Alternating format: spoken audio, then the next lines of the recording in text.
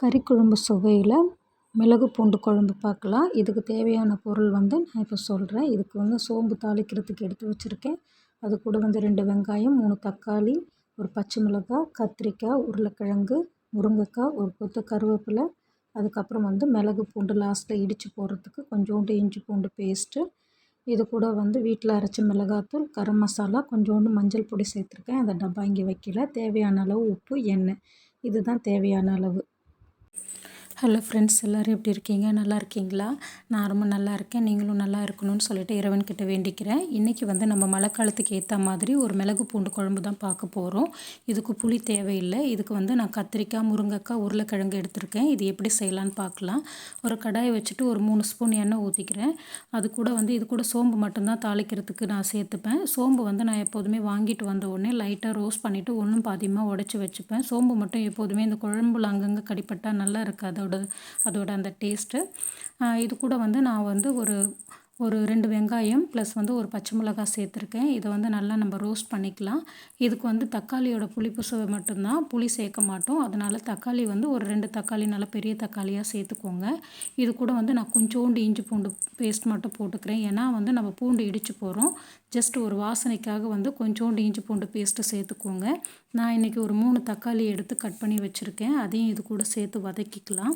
இந்த குழம்பு மழை காலத்துக்கு ரொம்ப ஏற்றது. கருவாட்டு குழம்புல தான் நம்ம மிளகு பூண்டு அதெல்லாம் போட்டு வைப்போம் சளி பிடிக்காமல் இருக்கிறதுக்கு. இப்படியும் வெஜ்ஜு சாப்பிட்றவங்க இப்படியும் சாப்பிட்லாம். இது கூட முட்டையை அவிச்சு போட்டுட்டும் லாஸ்ட்டில் நல்லா டிப் பண்ணி வச்சுட்டா ரொம்ப டேஸ்டியாக இருக்கும். தக்காளி நல்லா வதங்கிறதுக்கு கொஞ்சம் நான் உப்பு சேர்த்துக்கிறேன். நல்லா மேஷ் ஆகி வதங்கணும் தக்காளி. இது கூடயே நம்ம இப்போ காய்கறிகளை சேர்த்துக்கலாம். நான் முன்னாடியே காய்கறியை சேர்த்துப்பேன். ஏன்னா இந்த எண்ணெய் கூட சேர்ந்து இந்த தக்காளி வெங்காயத்து கூட சேர்ந்து வதங்கும் போது காய்கறிங்க சீக்கிரமாக வெந்துடும். அதுவும் இல்லாமல் இந்த கத்திரிக்காயெல்லாம் ஒரு எண்ணெய் கத்திரிக்காய் வாசனை நமக்கு நல்லா வரும். இப்போ வர்ற கத்திரிக்காய்ங்கெல்லாம் சரியே இல்லை. முன்னாடி நம்ம சின்ன வயசில் சாப்பிட்ட மாதிரிலாம் இல்லை. அதனால் நான் இப்போ எப்போதுமே குழம்பு செய்யும்போது இது கூட சேர்த்து வதக்கிப்பேன். இது கூட நான் கொஞ்சோண்டு மஞ்சள் பொடி சேர்த்துருக்கேன். இது கூட இப்போ காய்களை சேர்த்துருக்கேன். நான் இன்றைக்கி முருங்கைக்காய், உருளைக்கிழங்கு, அதுக்கப்புறம் உஜாலா கத்திரிக்காய் தான் எடுத்திருக்கேன். இதை போட்டு அந்த மசாலாலேயே நம்ம நல்லா பிரட்டிக்கலாம்.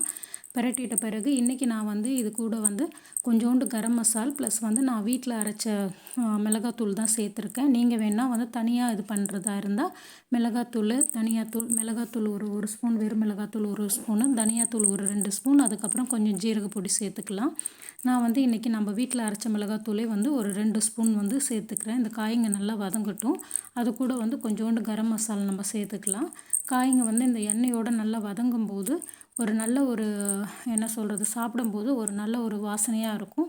ப்ளஸ் சீக்கிரமாக வேகிறதுக்காக நான் இது மாதிரி இது பண்ணிப்பேன். இப்போ மிளகாத்தூள் சேர்த்துக்கிறேன். 2 ஸ்பூன் சேர்த்துருக்கேன் வீட்டில் அரைச்ச மிளகாத்தூள். இது எல்லாமே நான் சேர்த்து அரைச்சி வச்சுப்பேன். கொஞ்சோண்டு கரம் மசாலா சேர்த்துருக்கேன். ஒரு 1/4 ஸ்பூன் போதும். இப்போ அந்த மசால் நல்லா அது கூட சேர்ந்து வதங்கட்டும்.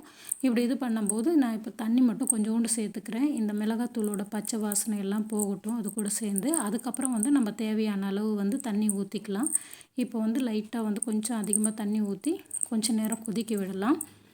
அதுக்கப்புறம் தேவையான அளவுக்கு நான் இன்றைக்கி 2 கப் சேர்த்து நம்ம நல்லா கலந்து தண்ணியாகவும் செய்யலை, ரொம்ப கெட்டியாகவும் செய்யலை. ஒரு 2 கப் நல்லா கொதிக்க தண்ணி ஊற்றிக்கிறேன். விடுங்க குழம்பு. ஏன்னா முருங்கைக்காய் வேகிறதுக்கு கொஞ்சம் டைம் எடுக்கும். இது கூட நான் கொஞ்சோண்டு கொத்தமல்லி இலையை முன்னாடியே தூவிக்கிறேன். ஏன்னா என் ஹஸ்பண்டுக்கு லாஸ்ட்டில் கொத்தமல்லி தலை தூவுறது பிடிக்காது, அந்த ஸ்மெல் பிடிக்காது. அதனால் நான் முன்னாடியே தூவிட்டேன். தூளனாலும் பிரச்சனை கிடையாது.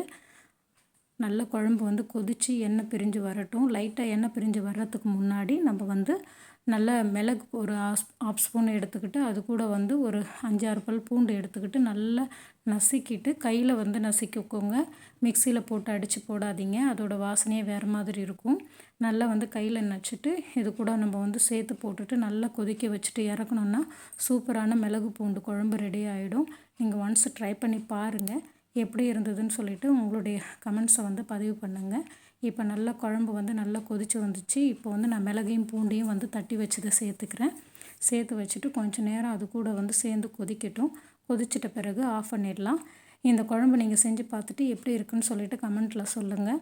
இந்த ரெசிபி உங்களுக்கு வேறு ரெசிபி ஏதாவது வேணும்னா சொல்லுங்கள், பார்க்கலாம் அடுத்த வீடியோவில். இது உங்களுக்கு பிடிச்சிருந்ததுன்னா லைக் பண்ணி, ஷேர் பண்ணி, சப்ஸ்கிரைப் பண்ணுங்கள். Thank you so much. எல்லோரும் சேஃபாக இருங்க.